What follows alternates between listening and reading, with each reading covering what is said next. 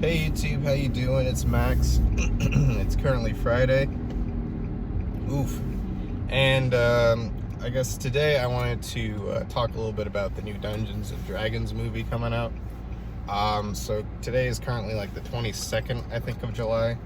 I think the trailer released yesterday, and we did watch, or I was playing Dungeons and Dragons last night, so it was interesting kind of watching that and playing and kind of comparing my personal experience with Dungeons and Dragons versus this, I guess, big budget movie. And I guess right off the bat, I do want to say that I don't think that the movie is necessarily going to be bad, but I don't know if it's going to be something that I'm personally the target demographic of. And what I mean by that is that it kind of feels like an Avengers movie with a different skin. Like kind of like the similar kind of tone where it's a bit more comedic, kind of a bit more feel good, still a bit violent, but mostly focusing on like CGI and I guess a lot of cardboard cutout bad guys, if you know what I mean. A lot of minions to kill, which isn't completely, not what D&D is. It's a lot of minions that you kill and stuff like that.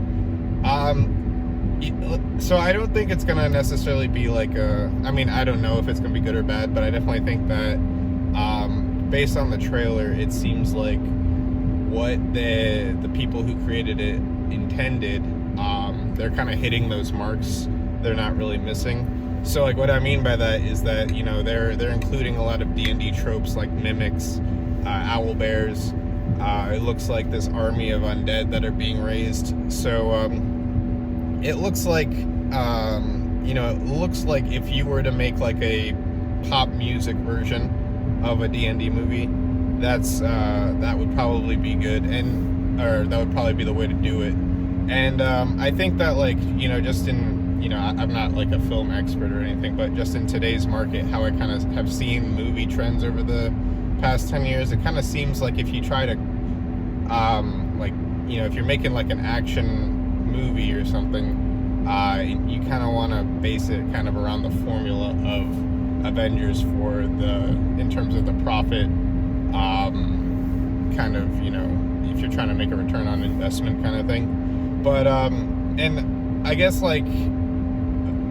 while pop music and this kind of pop production, I don't know what you would call a pop music version of a TV movie, but pretty much this kind of box office hit kind of style. I don't know if it's completely for me, but yeah, I guess I just see why they're creating it. I guess because if I were to create a movie like Dungeons and Dragons related, I think that my focus would be, at the end of the day, you're trying to make a profit because it's like your job. But I guess if I was going to make a movie just kind of as a passion project or something, without really the intent of making the most money possible and reaching the biggest demographic. And well, I guess before I go into that, I do want to mention that I do think that it's kind of cool that D&D is getting a resurgence in all this kind of pop culture. So I'm glad they're at least giving it attention. With Critical Role, Stranger Things, they're making a movie. Dan Harmon with Harmon Quest. There's a lot of different D&D content out there. I think even in Community, which is also Dan Harmon. But it's gotten a lot of notice, and so I think that's kind of good. But I guess going back to if I were to make a D&D movie, I don't think that I would make. Well, I don't know if this is the case in this movie, but I think that I would keep the original concept being these people who are playing a tabletop game. And I think that the reason for this is that I think it would be interesting to kind of play with the two different parallels. When I think of D&D and I think of these kinds of games or put into a show, I kind of think of one of those friendship stories. And so I think one of the main themes in a movie, if I were creating it, would be this kind of trials and tribulation of friendship. So it would be a lot more internal drama between the friend group than the focus of the external drama in the D&D world. So like an example might be if like I think one of the scenes I kind of want is like the protagonists kind of fighting with each other, and this is kind of it's looking like they're not going to resolve the kill the bad guy, beat the quest, whatever it is in D&D. But I think like the real drama I want out of this is that they are friends in real life, and this game of Dungeons and Dragons is building that friendship up. So they're going through this kind of rock bottom period in their life that's affecting their real world lives, if that makes sense. So whether it be like, their friends from childhood or their, coworkers at a job, there are real life stakes from this game due to this friendship that are kind of at jeopardy. And so, there's maybe like the DM is getting involved, maybe they're trying to mitigate it, but maybe you kind of see into his life and how he's going through all this effort putting in this game together for his friends. He doesn't also have the bandwidth or the time to kind of mitigate and be a therapist and all this other stuff.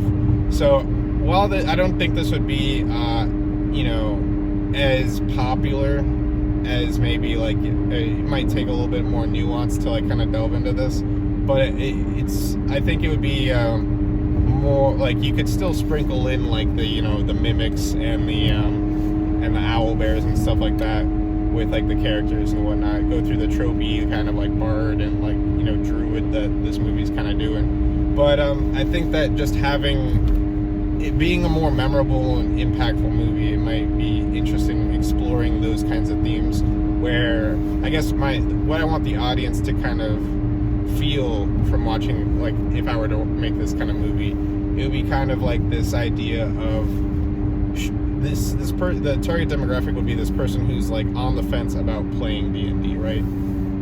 And I want them to kind of like, it kind of meets this kind of expectation of maybe I won't like D&D. It kind of hits all those points. The realities of like how much time you need to invest in this game to really get the payoff. Maybe like one of the characters' significant other, there's like a toll on that relationship for a while. Just kind of really like, how much time it takes to like play D&D. I want that to be like not glossed over. But then also at the very end of the movie, you see the reward, the payoff of these people sort of, their friendships are a lot stronger, their relationships are a lot stronger. Maybe the person who, they were having a conflict with their significant other, they start trying the game out, and that kind of improves their relationship. Not saying that every relationship has to do that, but just kind of like these ideas of, I guess, this arc of mostly focusing on the people in real life, kind of becoming better people through D&D, I think would be like the kind of direction I would kind of come at it from. But not in like a preachy way, not in a way where like everyone has to play D&D. Maybe there's a character that drops the campaign because, they literally just can't take it anymore. It's just too time consuming, and their life is better because of it. And maybe that's part of the issue that, I think just highlighting those kinds of notes would be kind of how I would approach a D&D movie from, rather than it kind of feeling like a Marvel movie. But, I'll probably check out this, Marvel D&D movie. It kind of reminded me a little bit of when Warcraft made a movie, like, 6 years ago or something. And, it was like, Warcraft's getting all this representation. And then it came out, and I never really heard anything about it ever again. And I imagine it wasn't, like, the best movie. I don't know if it was or not, but, considering I haven't heard anything from it, I kind of just hope that this isn't really like that. But also, on the flip side, if it is a movie that people genuinely enjoy, is that gonna make people like, what kind of effect is that gonna have on people? Are they going to like, respect D&D? Do they even care? I don't know if that makes any sense, but I guess just like, so what if it's a successful movie, right? I guess people are entertained, but did it kind of like fulfill that purpose of, you know, showing D&D as like a thing that people can, I don't really know what the goal is, what the public perception of D&D is right now. I know it used to be like kind of like this nerdy thing in the 80s, but I already think that it's kind of gotten a lot of, you know, I don't think people really care that much. I think nerd culture is just in a different state than it was in the 80s, so I think people are just already more, you know, open to it. But I think that like really the thing would be to get people kind of to understand more about how to play, or how to, what it feels like to play the game, all the highs and all the lows, and I guess overall the net positive, in my opinion. But yeah, that's kind of all I really have today. Sorry I kind of got a little ranty at the end, but I'll catch you later. Almost at 100 videos. See ya.